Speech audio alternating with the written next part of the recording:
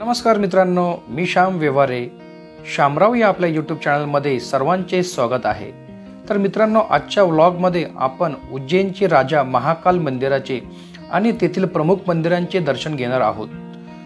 महाकाल ज्योतिर्लिंग आणि कालभैरव या मंदिराचे रहस्य जाणून घेणार आहोत.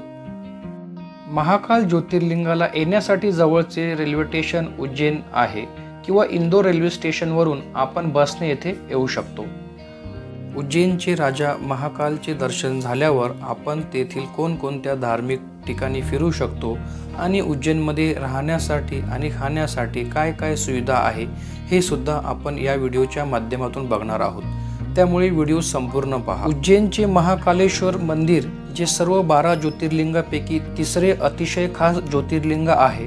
शिप्रा नदीच्या काठावर वसलेले उज्जैन हे मंदिरांचे शहर म्हणूनही ओळखले जाते.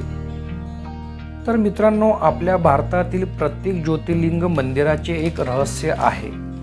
12 ज्योतिर्लिंगापैकी उज्जैनचे महाकाल मंदिर हे एकमेव ज्योतिर्लिंग आहे जे दक्षिणाभिमुख आहे. भगवान यमराज दक्षिण दिशेला आहेत, ज्याला कालचा स्वामी देखील म्हणतात, म्हणून या ज्योतिर्लिंगाला महाकाल म्हणतात. महाकालेश्वर या शब्दाचा अर्थ सांगायचा तर काल म्हणजे कालाचे 2 अर्थ आहे. एक वेळ, दुसरा मृत्यू. प्राचीन वेळी अखंड विश्वाची प्रमाण वेळ येथूनच निर्धारित केली जात होती अशी मान्यता आहे, म्हणून या ज्योतिर्लिंगाला महाकाल असे म्हणतात. या मंदिराचे आणखीन एक रहस्य म्हणजे राजा विक्रमादित्यांच्या काळापासून शहरातील कोणताही राजा व मंत्री या मंदिराजवळ रात्र घालवत नाही किंवा राहू शकत नाही. यामागे अशी आख्यायिका सांगितली जाते की उज्जैनचा एकच राजा आहे म्हणजे महाकाल. इथे कोणीही दुसरा राजा होऊ शकत नाही आणि त्यामुळेच या मंदिराजवळ कोणी राजा किंवा मंत्र्याने वास्तव्य केल्यास त्याची सत्ता धोक्यात येते अशी आजही धारणा आहे. या संबंधित याची बरीच उदाहरणे सुद्धा प्रसिद्ध आहेत. महाकाल मंदिराचे आणखीन एक वैशिष्ट्य म्हणजे बाबा महाकालची जोपर्यंत इच्छा होत नाही तुम्हाला दर्शन देण्याची, तोपर्यंत तुमचे दर्शन होऊ शकत नाही. असं म्हणतात कि उज्जैन वही आते हैं जिन्हें बाबा महाकाल बुलाते हैं. उसी ने जगत बनाया है, कण कण में वही समाया है. दुख भी सुख सा बीतेगा, सर पे जब शिव का साया होगा. हर हर महादेव. महाकाल ज्योतिर्लिंगाचा शृंगार हा भस्माने केला जातो. या ठिकाणची भस्म आरती संपूर्ण जगात प्रसिद्ध आहे. भस्म आरतीची वेळ सकाळी 4 ते 6 अशी असते.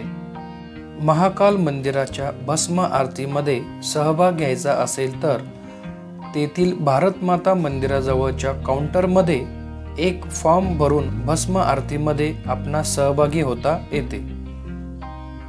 दर्शन घेण्यासाठी आपल्याकडे वेळ कमी असेल तर मंदिरात VIP पास काढून दर्शन घेण्याची सुद्धा व्यवस्था केलेली आहे. मंदिराच्या बाहेरील बाजूस असलेल्या बडा गणेशजी मंदिराजवळ 250 रुपये पर्सन तिकीट घेऊन VIP दर्शन घेऊ शकतो. संध्याकाळी मंदिर अतिशय सुंदर लाइटिंगच्या रोषणाईने उजळून जाते. मंदिराच्या परिसरामध्ये आपल्याला भरपूर वेगवेगळी मंदिरे पाहायला मिळते. त्याचप्रमाणे आपल्याला मंदिराच्या परिसरामध्ये महाकाल लोक म्हणजेच मंदिराचे कॉरिडॉर देखील पाहायला मिळते. तर मित्रांनो, आपण आता आलो आहेत मंदिराच्या बाहेर असलेल्या बडा गणेशजी मंदिरात. या ठिकाणी गणपती बाप्पाची खूप भव्य दिव्य मूर्ती बघायला मिळते. गणपती बाप्पा मोरया. त्यानंतर आपण आलो आहेत विक्रमादित्य तिला या ठिकाणी.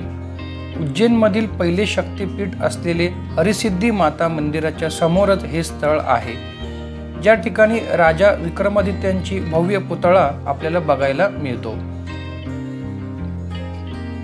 आत्ता आपण आलेलो आहेत देवी सतीच्या 51 शक्तिपीठापैकी असलेले एक हरिसिद्धी माता मंदिरामध्ये. हे मंदिर महाकाल मंदिरापासून 5 मिनिटांच्या अंतरावर आहेत. या मंदिरामध्ये संध्याकाळची आरती बघण्यासाठी भरपूर गर्दी असते. मंदिरात 5 वाजेपासूनच आरतीची तयारी होत असते. या ठिकाणी मंदिरातील सेवेकरी दीपस्तंभावर चढून दीप प्रज्वलित करताना दिसतात. सर्व दीप प्रज्वलित झाल्यानंतर एक सुंदर आकर्षक दीपस्तंभ आपल्याला दिसतात. हरसिद्धी माता मंदिराच्या आरतीला सुद्धा खूप महत्त्व आहे. येथील आरती संध्याकाळी 7 वाजता असते. भगवान महाकालच्या दर्शनानंतर कालभैरवांचे दर्शन देखील घ्यावेच लागते, नाहीतर उज्जैनचे दर्शन अपूर्णच मानले जाते. हे मंदिर उज्जैन शहरापासून साधारण 9 किलोमीटर अंतरावर आहे. तर मित्रांनो, आपण आता कालभैरवनाथ मंदिरा येथे आलेलो आहेत. येथे कालभैरवांना प्रसाद म्हणून मदिरापान दिले जाते. आणि हो, येथील कालभैरवनाथ मदिरापान करतात. खूप शास्त्रज्ञांनी या देवाने केलेले मदिरापान कोठे जाते हा शोधण्याचा प्रयत्न केला आहे, परंतु याचे उत्तर अजून कोणालाही देता आलेले नाही. मंदिराच्या बाहेरच प्रसादाची फुलांची दुकाने आहे. याचबरोबर येथे एक सरकारी मान्य मदिराचे दुकान आहे. सुरुवातीला या दुकानाबद्दल मला काही समजलेच नाही, परंतु ज्यांना याचे रहस्य माहिती आहे ते तिथून हे मदिरा विकत घेतात आणि कालभैरवनाथांना अर्पण करतात. शिप्रा नदीच्या किनाऱ्यावर वसलेल्या भैरवांचा स्कंद पुराण अवंतिका खंडाच्या 64व्या अध्यायात भैरव तीर्थाचे वर्णन केलेले आढळते. महाकाल उज्जैनचे राजा आहेत, तर भैरवनाथ त्यांचे सेनापती आहे अशी आख्यायिका या ठिकाणी सांगितली जाते. भैरवनाथ मंदिराच्या परिसरातच हा दीपस्तंभ आहे, जिथे भक्तगण आपल्या मनोकामना इच्छा पूर्ण होण्यासाठी पैसे येथे लावताना दिसतात. तर मित्रांनो, आता आपण आलेलो आहे उज्जैनमधील दुसरे शक्तिपीठ असलेले माता गडकालिका मंदिरामध्ये. असे सांगितले जाते की याच ठिकाणी माता सतीच्या शरीराचे काही अंश पडलेले होते, म्हणून शक्तिपीठ म्हणून नावारूपास आले आहे. या मंदिराची स्थापना महाभारत काळामध्ये झालेली आहे आणि सम्राट हर्षवर्धन यांनी या मंदिराचे पुनर्निर्माण केले होते. गडकालिका मातेचे दर्शन घेतल्यानंतर आपण आलेलो आहेत ते राजा भर्तारी या गुफेमध्ये. ही गुफा गडकालिका मंदिरापासून अगदी 10 मिनिटांच्या अंतरावर आहे. येथे असे सांगितले जाते की 2500 वर्षापूर्वी गुरु गोरक्षनाथ यांनी येथे तपश्चर्या केली होती आणि त्यानंतर राजा भर्तारी यांनी सुद्धा 12 वर्ष येथे तपश्चर्या केली होती. या गुफेतून 4 धाम यात्रेसाठी रस्ता आहे असे येथे सांगितले जाते. या ठिकाणी 2 गुफा आहे. पहिली गुफा राजा भर्तारी यांची तपस्या भूमी आहे, तर दुसरी गुफा ही राजा गोपीचंद यांची तपस्या भूमी आहे. भर्तारी गुफेपासून अगदी 5 मिनिटांच्या अंतरावर श्री ऋण्यमुक्तेश्वर महादेव मंदिर आहे. या ठिकाणी गौशाळा देखील आहे, जेथे आपण गायींसाठी चारा देखील घेऊन जाऊ शकतो. या ठिकाणी 600 वर्षांपूर्वीचे वटवृक्ष आपल्याला पाहायला मिळते. आता आपण आलेलो आहोत ते पवित्र अशा शिप्रा नदीच्या रामघाटावर, ज्या ठिकाणी दररोज संध्याकाळी शिप्रा नदीची आरती केली जाते. उज्जैन नगरीमध्ये जो कोणी येतो तो श्रीराम घाटावरती अवश्य जातोच, कारण रामघाटावरून शिप्रा नदी वाहते आणि शिप्रा नदीच्या काठी खूप सारी प्राचीन मंदिरे देखील आहेत. याच ठिकाणी सर्व दोष पूजा देखील केली जाते. पवित्र अशा शिप्रा नदीचे स्नान करण्यासाठी लाखो भाविक या ठिकाणी गर्दी करतात.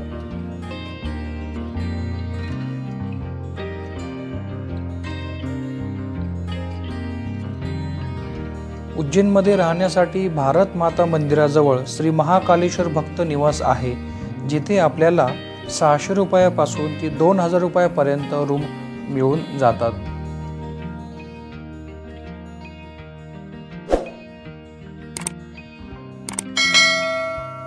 त्यानंतर आता आपण आलेलो आहेत भारत माता मंदिरामध्ये. भारत मातेच्या मंदिराच्या बाहेरील बाजूस अखंड भारताचा नकाशा अतिशय लक्ष वेधणारा आहे.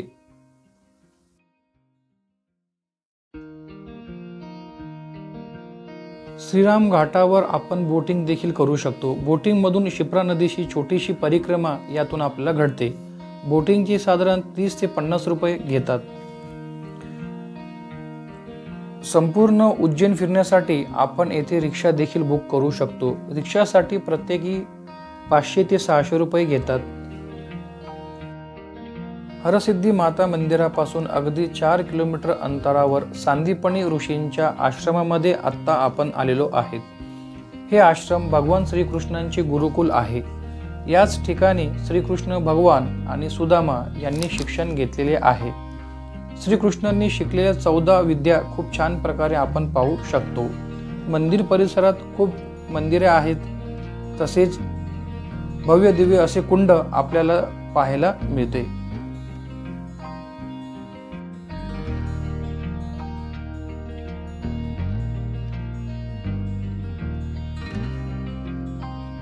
आणि त्यानंतर सर्वात शेवटचे मंदिर मंगलनाथ मंदिर, येथे आता आपण आलेलो आहे।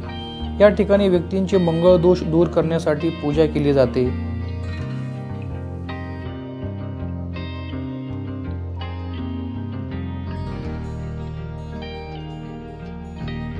उज्जैनच्या बाजारपेठेमध्ये आपल्याला खूप सारे हॉटेल लागतात, त्या ठिकाणी आपण व्यवस्थित वेगवेगळ्या प्रकारचे जेवण करू शकतो। आणि आता आपण पाहतोय महाकाल लोक। उज्जैनच्या महाकालेश्वर मंदिराचे मुख्य आकर्षण असलेले महाकाल कॉरिडॉर। हे महाकाल लोक दिवसा जेवढे सुंदर दिसते त्यापेक्षा जास्त सुंदर संध्याकाळच्या लाइटिंगमध्ये दिसते। संध्याकाळी 6 नंतर या ठिकाणी विद्युत रोषणाई केली जाते। तर मंडळी, अशा प्रकारे उज्जैनमधील संपूर्ण महत्त्वाची मंदिरे मी या व्लॉगमध्ये दाखविण्याचा प्रयत्न केला आहे।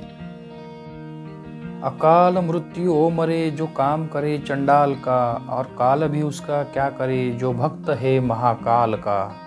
जय महाकाल। तर मित्रांनो, तुम्हा सर्वांना हा व्हिडिओ कसा वाटला हे कमेंट करून नक्की सांगा। कमेंटमध्ये जय महाकाल असे अवश्य लिहावे। व्हिडिओ आवडल्यास व्हिडिओला लाईक करा, शेअर करा आणि हो, चॅनलला सबस्क्राईब करायला विसरू नका। तर पुन्हा भेटूया अशा सुंदर व्लॉगमध्ये। धन्यवाद।